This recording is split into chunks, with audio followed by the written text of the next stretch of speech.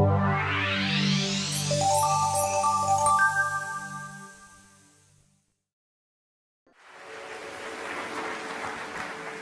afternoon, everyone. Bring up the first slide. Oh, go back one. So I want to talk to you today about how new communication paradigms are really transforming our ability to solve really difficult problems. And if there's one idea that I want you to take away from this today, it's that the world is becoming more responsive as a result of this incredible transformation and this collision of crowdsourcing and social media and new technologies that are connecting us all together. And so I want to tell you about a story of the DARPA Network Challenge. And when Andrew invited me here, we couldn't really decide if it was a story of improbable, necessary breakthroughs or necessary failures or improbable connections. And so I hope that as you listen to this, you'll find a little bit of all of those throughout the talk. So I want to begin with a story of, this is the first example I could find of early crowdsourcing. So if you think about this, you have this incredibly rich landscape, and right through the center of the screen, you see this trail that was left by this anonymous masses of people that came before us and helped us navigate this path through this very complex information landscape. And so we have the sort of digital equivalent of that was released a few weeks ago in the product of Google Instant, right? So this is an incredibly responsive system that starts to tell me the answer. It can even predict what I'm going to say before I finish typing it. And this is exactly based on the same principles of the crowdsourcing we saw on the earlier slide, which was that Google took the billions of queries that we've all typed into the system and used this to paint a statistical picture of what is the most likely path through this information landscape. And so there's all sorts of incredible responsive systems that we all use every day that are taking input from the crowd. So everything like the Facebook like button, the Yelp reviews, I can now program my inbox with Google's priority inbox. I can tell it what things I think are important and what are not, and it learns from me. I can take the Pandora thumbs and I can tell it I dislike a song, and it'll respond by giving me a better song. And it doesn't only make it better for me, it's this crowd input that makes it better for everyone else who's listening to the same kind of music. And so while these are great examples of how crowdsourcing and these sorts of new forms of communication are making our world more responsive, none of these types of systems can solve problems that require coordination or collaboration. And so what do I mean by that? What does that really mean? Well, I want to start by talking about this all came about because of this incredible evolution of the link. So 40 years ago, DARPA, the Defense Advanced Research Projects Agency, helped create the internet by connecting together these computers in what was the ARPANET. And in these sort of 20 years after that, we got the World Wide Web. So this was the first time that you started connecting together all the world's publicly available information. And now there's this new transformation that for the first time, because of digital technologies, mobile phones, and things like this, that we're able to start connecting together people and places and things. And so there's this question that if you can now start connecting everybody, what can you do? Can you actually solve any real problems with that? And so to celebrate the 40th anniversary of the birth of the internet, DARPA decided to have this challenge where they took and hid 10 red weather balloons all around the US and challenged anyone to find them for a prize of $40,000 to really look at, can you use this new layer that connects us all to solve a really hard problem that I think when they issued the challenge, the director of National Geospatial Intelligence considered it an impossible problem to solve using standard means of intelligence gathering. And so I only heard about the challenge 4 days before it started. I got an email from a friend asking if we were signing up at the Media Lab. And so I immediately sent out an email to my group asking if anyone had a $40,000 idea. And what came back was one of the members of the team said, well, there's this famous paper on search and social networks, but they conclude in that is that the solution will depend heavily on individual incentives. And so we took that and we thought, okay, there's 10 balloons, there's $40,000, we're going to give $4,000 to each balloon. So that means that if you sign up and you find a balloon, I'll give you $2,000, and we're going to give the rest to charity. So everyone feels good, right? And I have this great audience here. There are a couple hundred people, so I can tell you all about it, and you're going to go out and you're going to find these balloons for me, right? But there's a problem, right? Because if I tell you, you don't really want to tell anyone else because maybe your friend's going to find the balloon and then you lose out on your $2,000, right? So we had to rethink this and we said, well, let's do one step further.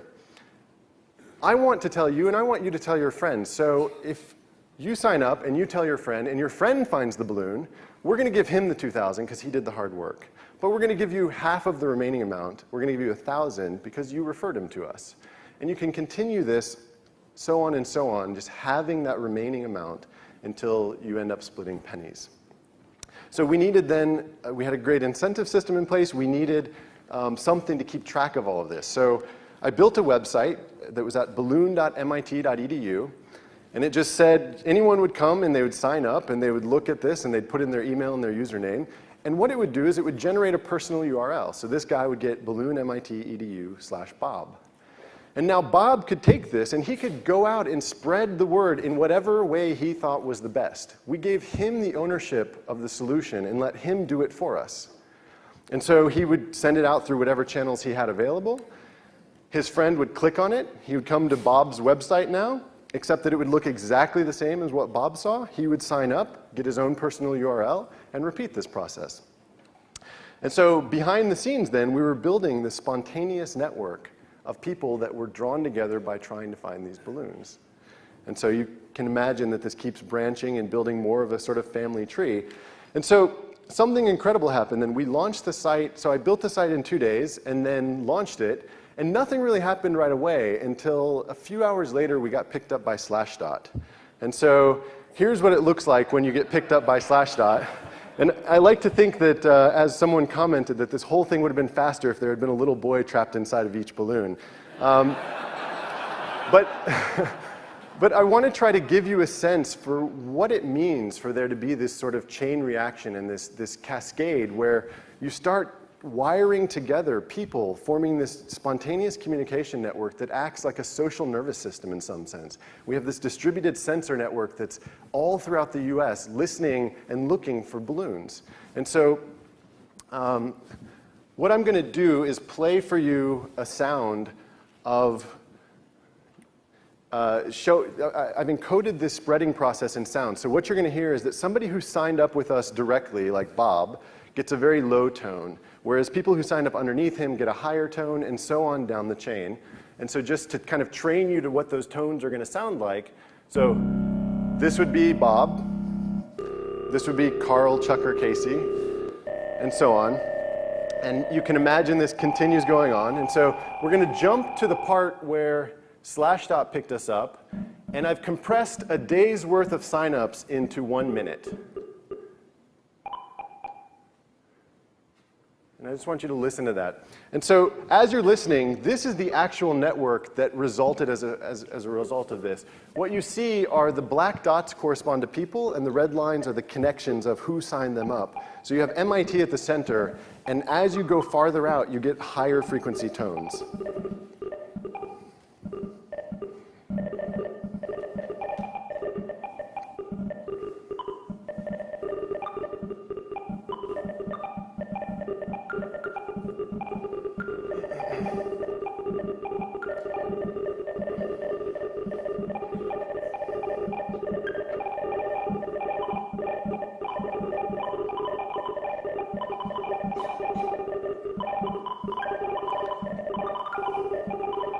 Listen to the lows and the highs. So the lows are people who sort of heard about it throughout the day, and the highs are this sort of spreading process that's going on.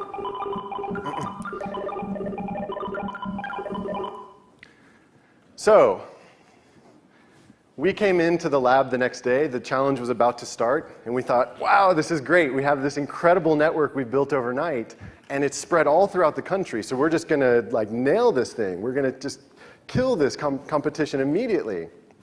And so we came in, and this is what we found. so people are reporting balloons in Canada. Like, what happened? Are people hallucinating and waking up and finding balloons everywhere? So clearly something was going on, and it turned out that not everybody wanted us to find the balloons. So you had a lot of, you had people, we had thousands of other teams competing, and then we even found out a few weeks later that there was a team within the media lab that went so far as to dress up like DARPA. They went around, floated their own balloons, and they even hacked the GPS coordinates of a photo on an iPhone and uploaded it to Flickr to try to throw people off the trail. And so, you think you've got the problem solved, and then you're back to looking at this. And so what do you do? Well, one of the things you can imagine doing is we said, well, if somebody tells us there's a balloon in California, but their computer's IP address says that they're in Florida, let's just ignore that. They didn't see it firsthand. There's no way. Maybe they found it through Twitter. Maybe they found it through some other means, but let's just ignore that. And so when you do, you go from a map that looks like this to one that looks like this. And so this is better. It's still missing 2 balloons, and there are 2 fake ones from some of the incredible spoofs that were going on. But you see that you're starting to get somewhere else.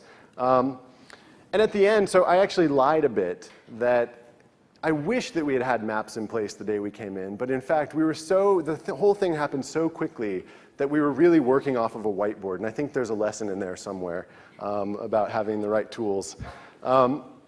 But so I just want to kind of conclude about the balloon story, that if you start to think about, so it took us in the end 8 hours and 52 minutes to find all 10 balloons. And this map shows the sort of final coordinates, and you see there are sort of some red balloons, and those were balloons that our team managed to find before any other teams, if you look at the sort of full audit of the logs. And the sort of other interesting point of all this is that of the people who ended up giving us the correct solutions to the problem, it turned out that half of them had signed up with us the day before the challenge began, which really, I think, shows the power of networks to distribute information broadly and deeply. And so this is great. We were able to build together this spontaneous communication network, cobbled together out of all sorts of things, and we solved this incredibly difficult challenge. But there's sort of, you start to wonder, okay, red balloon's great, but what else could you use this for? What are the other things that you might start to think about that are more serious? And so I want to repeat for you, I realized Patrick Meyer told a story yesterday from the earthquake in Ushahidi that I kind of want to gloss over in light of some of the lessons we learned from the balloon challenge. And so the story he told was of this urgent request that came for the GPS coordinates of 7 locations where people were known to be trapped.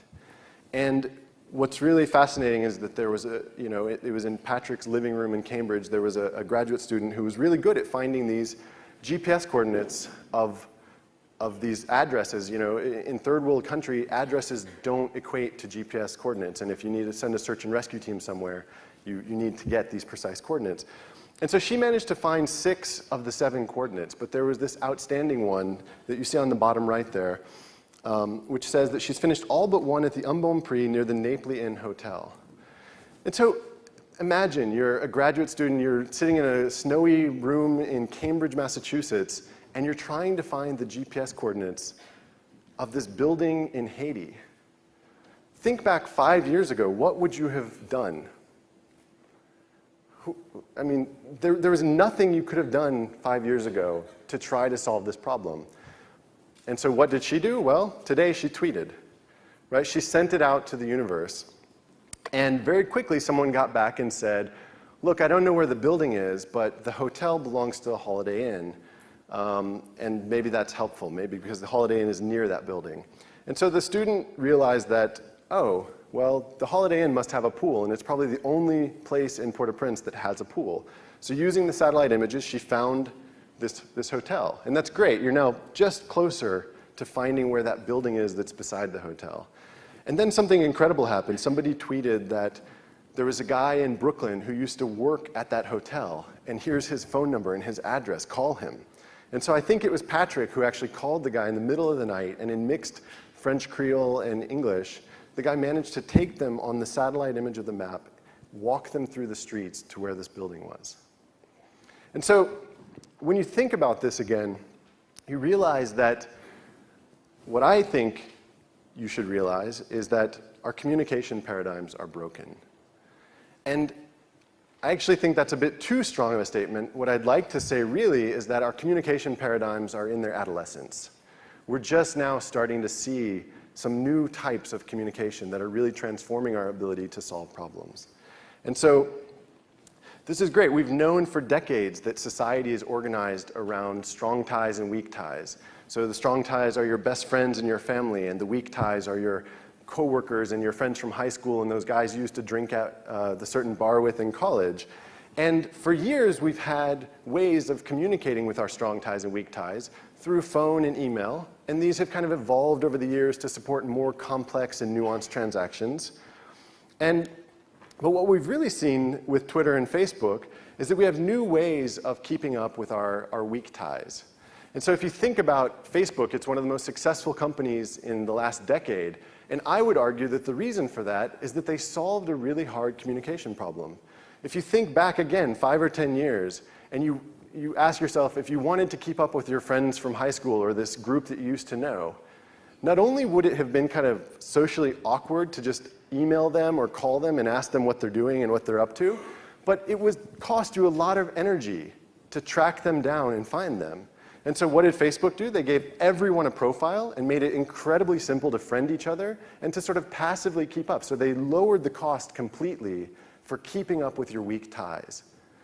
And so I think that what we're seeing in some of the examples I talked about is that there's this new class of ties that's becoming really, really important as we think about the way that we often find ourselves with people around some shared context, people who we need to communicate with, but who we don't necessarily share phone numbers and emails or friend linkages on social networks.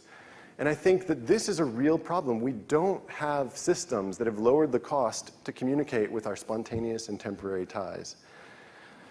And so I think that our communication paradigms are in their adolescence. And I think that if we want to start to see the kinds of magical things that have happened with Ushahidi or with the balloon challenge, if we want to see these new things happen that are going to just blow our minds, I think we need to really start to rethink the way we communicate. And if we do, I think the world truly will become more responsive. Thank you very much.